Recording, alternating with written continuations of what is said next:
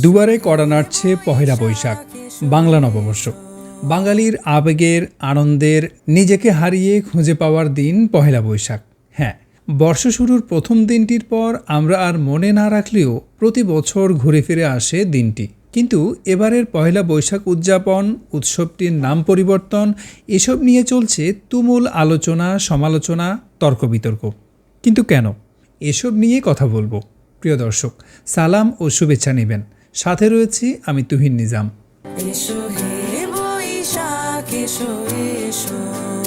আপনারা জানেন, এবছর থেকে বাংলা নববর্ষ বরণের অন্যতম আয়োজন মঙ্গল শোভাযাত্রা নামটি আর থাকছে না।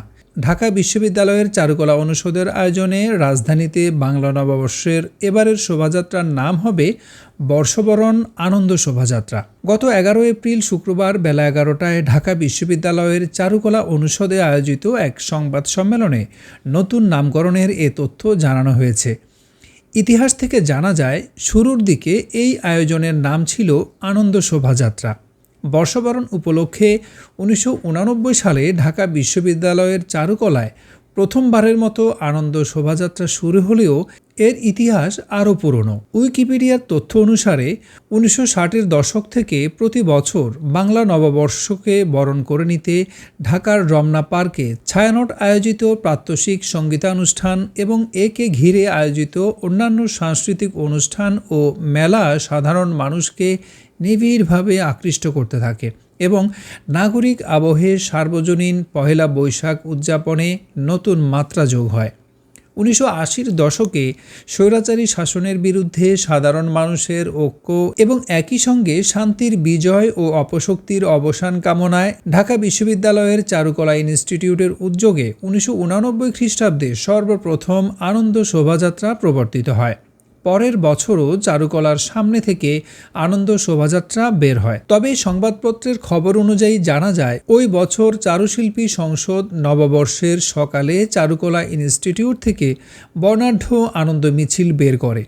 ইতিপূর্বে 1986 খ্রিস্টাব্দে চারুপীঠ নামের একটি বেসরকারি প্রতিষ্ঠান যশোরে প্রথমবারের মতো নববর্ষ উপলক্ষে আনন্দ শোভাযাত্রার আয়োজন করে। যশোরের সেই শোভাযাত্রা ছিল পাপেট, বাঘের প্রতিকৃতি, পুরনো বাদ্যযন্ত্রসহ আরও অনেক শিল্পকর্ম। শুরুর বছরেই যশোরের শোভাযাত্রা আলোড়ন তৈরি করে। পরবর্তীতে যশোরের সেই শোভাযাত্রার আদলেই ঢাকার চারুকলা থেকে শুরু হয় বর্ষবরণ আনন্দ শোভাযাত্রা। মাহবুব জামাল শামীম নামক শুরুর দিকের একজন অংশগ্রহণকারীর কাছ থেকে জানা যায়, পূর্বে এর নাম ছিল বর্ষবরণ আনন্দ শোভাযাত্রা। 1996 সালে আনন্দ শোভাযাত্রার নাম পরিবর্তন করে মঙ্গল শোভাযাত্রা নামকরণ করা হয়। এরপর ধীরে ধীরে এটি দেশের বিভিন্ন প্রান্তে ছড়িয়ে পড়ে। চট্টগ্রাম বিশ্ববিদ্যালয়ে প্রথম শোভাযাত্রা অনুষ্ঠিত হয় 2008 সালে। জগন্নাথ বিশ্ববিদ্যালয়ে শুরু হয় 2014 সালে।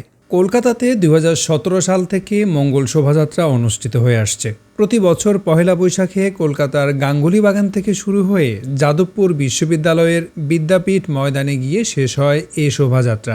জাতিসংঘের শিক্ষা, সংস্কৃতি ও বিজ্ঞান বিষয়ক সংস্থা ইউনেস্কো বাংলাদেশ সরকারের সংস্কৃতি বিষয়ক মন্ত্রণালয়ের আবেদনের প্রেক্ষিতে 2016 সালের 30 নভেম্বর মঙ্গল শোভাযাত্রাকে বিশ্বের গুরুত্বপূর্ণ অধরা সাংস্কৃতিক ঐতিহ্যের তালিকায় অন্তর্ভুক্ত করে। এই শোভাযাত্রার নাম নিয়ে রয়েছে বিতর্ক। অনেকে মনে করেন মঙ্গল শব্দটি জুড়ে দিয়ে একটি নির্দিষ্ট ধর্মের সংস্কৃতির প্রতি পক্ষপাত করা হয়েছে।